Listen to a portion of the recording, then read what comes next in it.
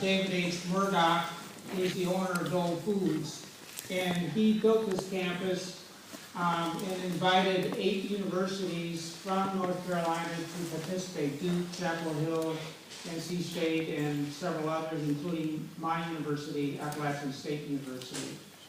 And we're all there together, working together. It's the only place we're aware of where 8 universities are working with companies in nutrition, performance, health-related research.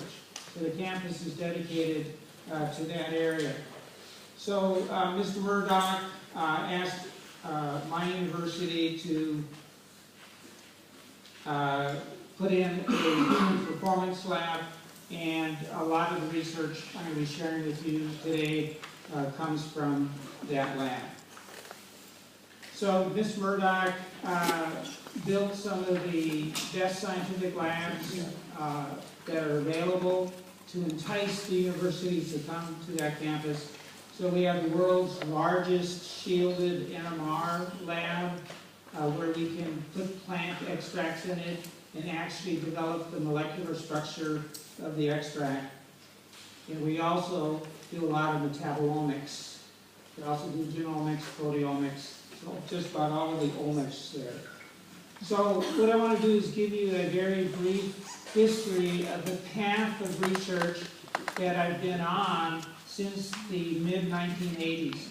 And early on, what my research group was able to determine is that if you run a marathon or something similar to that, illness rates go up in the runners. And you can look at various parts of the immune system and you will see a transient depression of function. It lasts several hours to a day, and at the same time the athlete has a lot of inflammation and oxidative stress. So at the Los Angeles Marathon way back in 1987, we determined in what is still the largest epidemiologic study of runners conducted, in 2,300 runners who participated in this race, that running this 42.2 kilometer race, that about 1 out of 7, or just under 13% of the runners got sick during the week after the race. That was compared to a control group of marathon runners where it was only 2%. Using logistic regression and controlling for important demographic and training characteristics, we determined that the odds of getting sick during the week after a marathon race are just about 6 times higher than if you don't run the race. So it's a finding that has been now backed by other research groups, and we've also gone to the Western States 100-mile race. So we have spent 5 summers at this race. It's America's toughest race. It's 160 kilometers through the Sierra Nevadas, and only the world's best ultramarathon runners are allowed to compete. And at that race, which is held in the summer, so it's a summer ultramarathon race, we showed that almost 1 out of 4 of those runners get sick during the 2-week period after the race. Once again, that's compared to, this thing is touchy, that's compared to the 1 out of 7 after a marathon race. So we feel that these data and the data of others show that illness rates definitely go up after running a marathon. It's a physiologic stress to the immune system. The immune system reflects that stress, and there's a transient downturn. Viruses can multiply at a higher rate than normal, and the odds of sickness go up. What we think is going on is at any given time, pathogens are trying to enter our bodies. The innate immune system is the first barrier to those pathogens. The innate immune system has natural killer cells and neutrophils and macrophages. Those are the primary cells of the innate immune system. They're highly active upfront cells that right now are killing viruses and bacteria trying to enter. after a marathon race, we have shown, and I'll show you some data, that the activity of those cells goes down. They can't perform their jobs very well right after the marathon. So then pathogens get through that normally would not get through. Then they run into the adaptive immune system. This is a slower moving but very thorough part of the immune system, but it takes 3-7 days to really gear up and get going, and the T cells and the B cells are the primary cells in that system. Eventually, they secrete enough immunoglobulin and other chemicals that will take care of the pathogens, but you're going to be sick, and it's just going to take a while for that part of the immune system to mop up the mess. So why does the innate immune system suffer so much after a marathon race?